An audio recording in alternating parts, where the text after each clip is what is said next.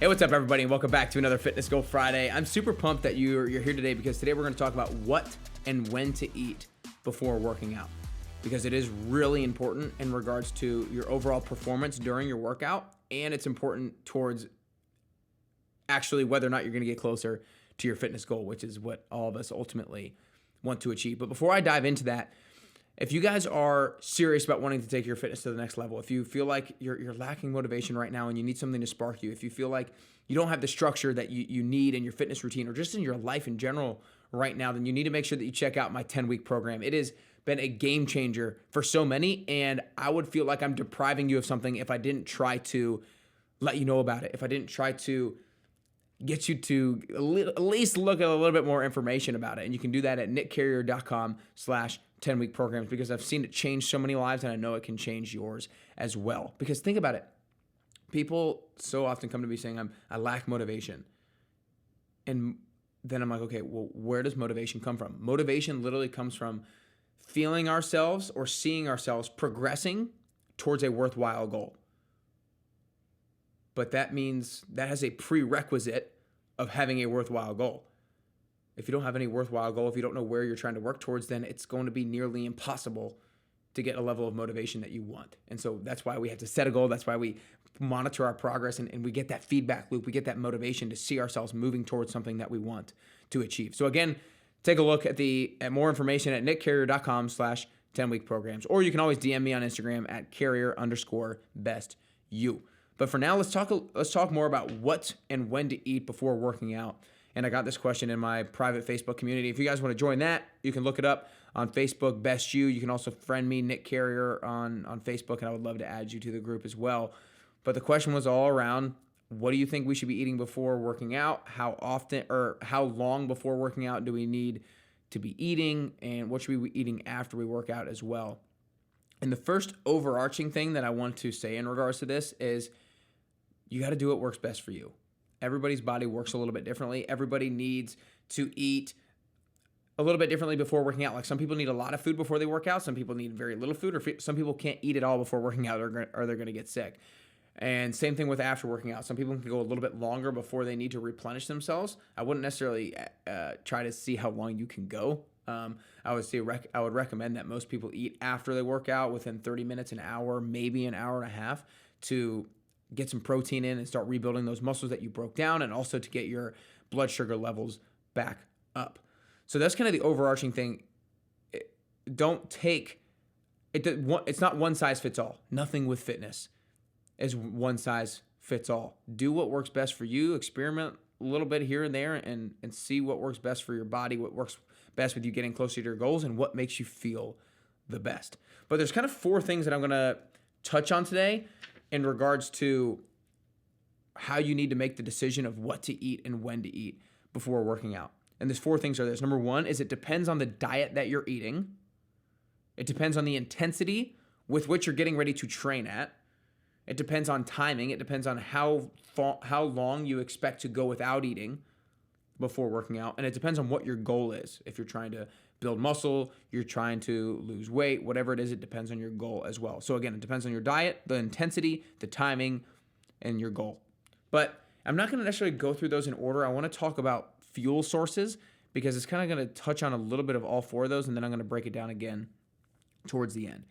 And again, with fuel sources, it's not one size fits all. It's not this is what works it's not this is how it works in every single person's body. And I'm going to throw some numbers out there, and it's not like these numbers are exactly what's happening in every single person's body, because person's body is different. Everybody's heart rate's different. Everybody's has different diets. Everybody has different amounts of sleep, different amounts of water intake, different nutrition habits. And so it's not one size fits all, but this is kind of generally speaking a really good guideline and a really good thing to follow and know about when making the decision of what and when to eat before working out. So again, generally speaking, your fuel sources that you get when working out come from carbohydrates or your glycogen storage. Number 2 is fat. And number 3 is your muscles or protein. And so again, generally speaking, everybody's primary fuel source throughout the day and really right when you start working out is going to come from carbohydrates or your glycogen storage. So when we eat food, when we eat carbohydrates, our bodies turn that into glycogen, So that is a usable form of energy for us to be able to use when working out. Then again, fats is the second one, and then muscles and protein is the third one. And so generally speaking, carbohydrates is always going to be the higher percentage of fuel source that you use. But it's also the highest percentage at the higher intensity that you're training at, and really heart rate being the highest intensity. Heart rate is the thing in which I'm going to be talking about what intensity is coming from. So like a high heart rate is high intensity, lower heart rate is a little bit lower intensity. So generally speaking, I'm going to kind of throw some numbers out there to give you a little bit of an idea. If I'm training at, let's say, a 90% of my max heart rate, so I'm really huffing and puffing, again, making up some numbers to give you an idea. Let's say if I'm training at 90% of my max heart rate, then 85% of my fuel source is going to come from carbohydrates or going to come from glycogen storage. 15% might be coming from fats. But then if I'm training at a little bit lower heart rate, say 70% of my max heart rate, maybe 65% of my fuel is coming from carbs, 35% might be coming from fats. So I'd lay that out there because the higher intensity that you're training at, the higher percentage of carbohydrates that you're going to be utilizing. But even at a little bit lower percentage, you're still using a higher percentage of carbs than fats, but it's a lower, higher percentage, if that makes sense. That's kind of why I wanted to throw the numbers out there.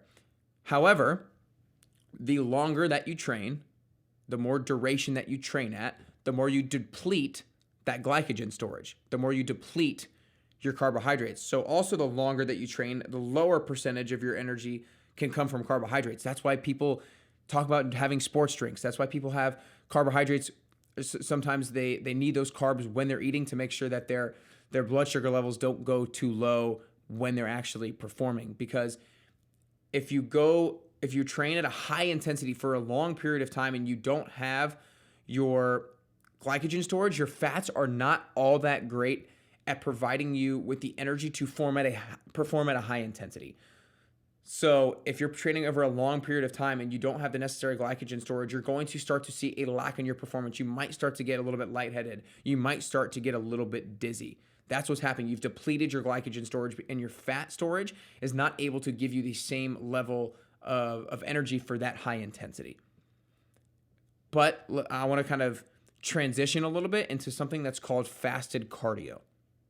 So fasted cardio is something that people do when they're trying to lose weight. Bodybuilders do it all the time to really try to trim down and get their body fat percentage super low. And I'm not saying that it's going to be appropriate for every single one of you guys because that depends on diet, timing, everything that I've talked about before. But the idea of fasted cardio is that I am going to go a decent amount of time, maybe 8, 10, 12, 14 hours without eating. And then I'm going to train at a medium intensity or a medium or a low intensity and doing some cardio. And so what that does is if I go 8, 10, 12, 14 hours or so, depending on how much I ate and what I ate, hopefully my body has already kind of churned through its glycogen storage and it's already kind of churned through its carbohydrates. And so when I train at that little bit lower intensity, when I do a stair climber for 45 minutes, when I power walk at an incline for 45 minutes, when I do a light jog for 45 minutes, my body goes right to burning fat as its primary fuel source. Because one, I don't have the glycogen storage, and two, I'm training at a little bit lower intensity. But again, that kind of depends on you going a decent amount of time without eating leading up to it. And it also requires you to not have the glycogen storage within you. So if you have a high carb diet, it takes a long time for you to be able to use fat as your primary fuel source. And I don't want to get too sciencey and too much into terms, but ketosis, the keto diet, ketosis is literally your body in a state of using fat as its primary fuel source rather than carbohydrates. And so that's essentially kind of what intermittent fasting is all based around. That's what keto is all based around. That's what this fasted cardio is all based around, is you using fat as your primary fuel source. And then to go to that last fuel source of protein or muscles, a lot of people think that their muscles are going to break down if they train too long sometimes. And it's hard to get to the point where your muscles are breaking down as your fuel source. It's probably, if that ever happens, if you feel like you're losing muscle because you're training too hard for too long, it might be because your metabolism is really fast, and it might be just because you're not eating enough. You're not having enough carbohydrates. You're not having enough fats to use as a fuel source. So that's not as likely for a lot of people. If you're overtraining, then it could be likely then for you. So let's get a little bit more into practicality in regards to what and when to eat before working out. So if you want to lose weight, then and that's your goal. It depends on what your diet is. Let's say you want to lose weight and you have a normal diet. You're not really trying to restrict carbohydrates or anything like that, which is fine. Then you want to make sure that you're training at a pretty good high intensity for a decent amount of time, and you also want to be spending some time in a little bit lower intensity. So one of the things we learn at Orange Theory is you want to make sure that you're training at a high intensity for maybe 12 minutes or more, because when you're training at a high intensity and you're in what's called an anaerobic zone, anaerobic means you're training without oxygen. Anaerobic is without oxygen. You're literally flushing oxygen out of your body when you're spending time in that high heart rate zone. And what that does is if you spend a significant amount of time there, then after your workout, your body's like, I need more oxygen. I need to replenish my oxygen stores. And so it has to work hard to be able to replenish those oxygen stores. So you're actually burning calories at a higher rate for a longer period of time after your workout. That's something that's called EPOC, excess post-exercise oxygen consumption. So I've probably got in a little bit deeper into the science than I really need to, but if you're trying to lose weight and you're eating a normal diet with carbohydrates and you're not really restricting those at all, then you want to make sure that you're training at a high intensity for a decent amount of time, and you want to make sure that you're training at a medium intensity for a decent amount of time as well. Let's say that you are trying to lose weight and you're restricting your carbohydrates, and you're kind of, when you go to train, you're right away using fat as your primary fuel source, then you probably don't want to train at a super high intensity, because the fuel source, the fats that you have in you, aren't going to be able to allow you to perform necessarily at a super high level. But again, everybody's bodies can work a little bit differently. Then let's go to, like, if you not really care about losing weight, if you just want to perform at a high level, and you probably need a little bit of carbohydrates then if you want to perform at a high level. Now, again, everybody's a little bit differently. Some people's can follow the keto diet and have a low level of carbs and perform at a really high level, but that's not going to be the best for every single person. So if you're trying to perform at a super high level, I would recommend making sure that you get some carbohydrates in. And if you're training early in the morning, then you might not need extra fuel, because you might have eaten at 7 o'clock, 8 o'clock, 9 o'clock the previous night, and you might already have a higher level of glycogen storage to be able to produce a high level of output, a high level of performance over a long period of time. But if you try that and you feel lightheaded towards the end of your workout, that means you probably needed to eat a little bit of something before. So the indicator of whether or not you need to eat a little bit before your workout or you can go a little bit longer is how your body feels when training at a high intensity for a longer period of time. If you're doing an hour-long workout and you're in minute 50 and you're starting to feel a little bit dizzy and stuff, and you didn't eat right before you work out, then you might need to get a little bit of food right before. But again, it works a little bit differently for everybody. I start laughing because I had a friend in high school who was in really good shape, but no matter what, after a morning workout, we would have Friday morning 6 a.m. workouts for baseball.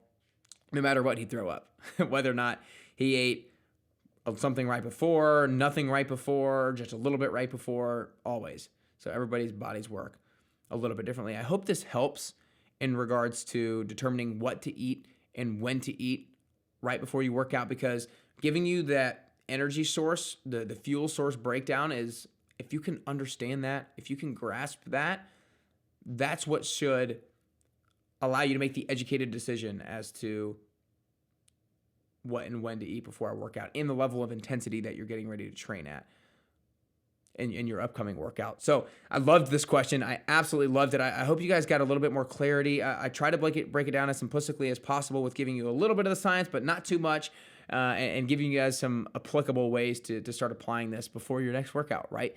And the next thing I want to say is I love getting questions like this. And so if you want to DM me a question on Instagram at carrier_bestyou, DM me a question. If you want to friend request me on Facebook and join my private Facebook community, then put a question in there, because I've been getting a lot of questions, and Now I'm starting to turn those into podcast episodes. And it's good for me because I know what content people want, and it's good for everybody else because they actually get the content that they need to actually get closer to their fitness goals. So again, shoot me a DM, join my private Facebook community, let me know what questions that you've got, and I will likely turn it into a podcast episode if I feel like it's something that a lot of people will need. So let's start applying this knowledge of what to eat and when to eat before working out so you can get closer to your fitness goal so you can ultimately get closer and closer to your best you.